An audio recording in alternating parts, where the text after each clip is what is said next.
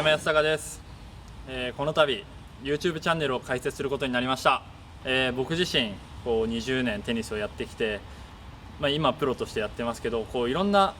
一般のテニスプレーヤーの方から結構技術的なアドバイスを聞かれることが多くてですね、その度にいろんなアドバイスをしてたんですけれども、もっと自分の今までやってきたテニスの知識を全国に広げたいなと思いまして、この度 YouTube チャンネルを始めることになりました。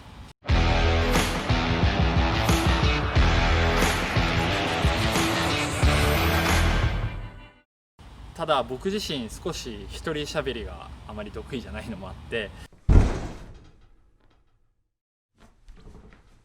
今回一緒にこのチャンネルを盛り上げてくれる仲間をお呼びしたので紹介したいと思います。ではどうぞ。Hey, what's up? What's up, Uchi? What's up? What's up? Good? Good? Good? Good? Alright. カイくんです。カイです。日本語喋ります。カイくんは日本とカナダのハーフで、実はテニスの実力もかなりのものがあるんですけど、ジュニア時代カナダのナショナルチームで、プレーをしていたの底辺です。の底辺で、はい。同世代はシャポバロフであったりオジー・アリアシムであったり、そういったトップの選手たちも一緒にいたナショナルチームでプレーしてたんだよね。比べないでいただきたい。そんなカイ君とこれから一緒にやっていきたいと思うので、ぜひこれからもよろしくお願いします。お願いします。それではやっていきましょう。せーの Here we go!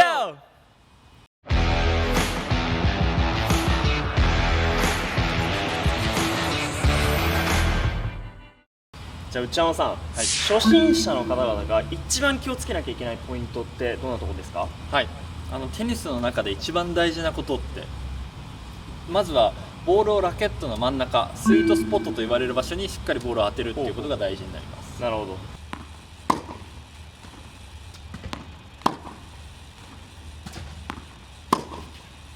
なぜかというと、これだけラケットがフェースがある中でどこに当たってもボールは飛ぶじゃんって思う方がいるかもしれないんですけれども、真ん中に当たらない場合、端っこに当たった場合ってすごいラケットがぶれるんですね。ボールが当たった時に負けてしまったりガスってなってしまったりするので、そうなるとうまく回転がかからなかったり、ラケットの性能をうまく使えずにボールが飛びにくかったりするので。なるほど。じゃあフ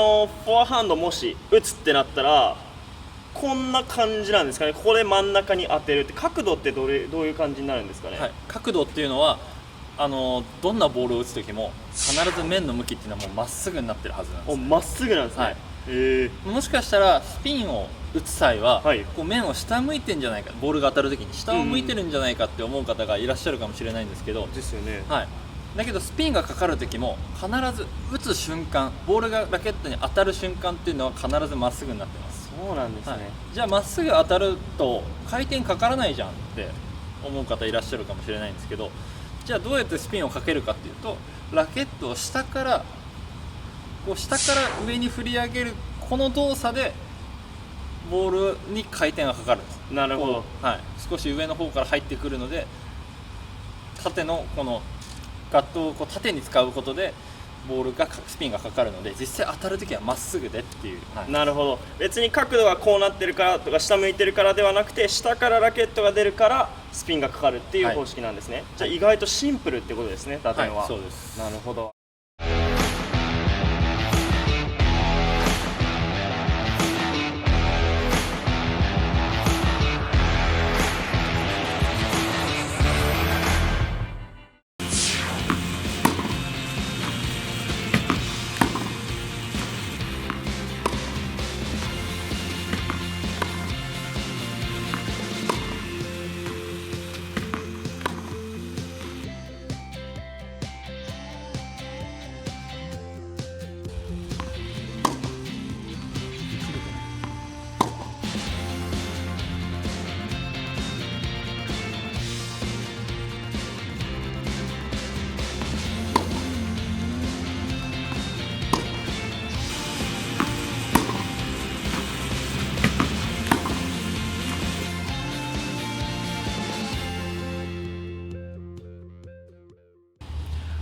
では内山さん、はい、ボールの捉え方について今回やっていきましたけど、はい、そこのところまとめお願いします。はい、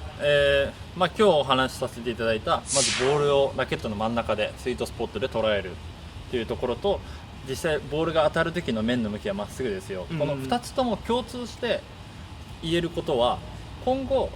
初心者の方がこう中級上級ってレベルアップしていく上で必ずレベルアップには必要なこうポイントなんですね。なるほど。っていうのもやっぱり真ん中に当てていかないと、今後上達した時にじゃあもっと今度スピンをかけれるようになりたい、もっとこうグリグリスピン、例えばスライス打ちたい、こうもっと速いボール打ちたい、もっとこう深さの調節したい、こういろんなこう上手くなるステップの中で絶対真ん中に当てるっていうのは欠かせないことですし、またさらに今後こうどんどん力強くなってきて、こう慣れてきたらどんどんこうスイングスピードが上がってきた時に、下を向いてたらいくら力もうムキムキ、もう100キロ体重100キロの人でも面下向いてたらせっかくのそのパワー生かせないですし、はい、こう逆に今度面上向いてたらこうポヨンってこう上に単純に上がっちゃってボールがなかなかコートに収まらないってなるので、まっすぐ当てるっていうのは大事な、この2つともこう次のステップに行くために必ず必要なことなので、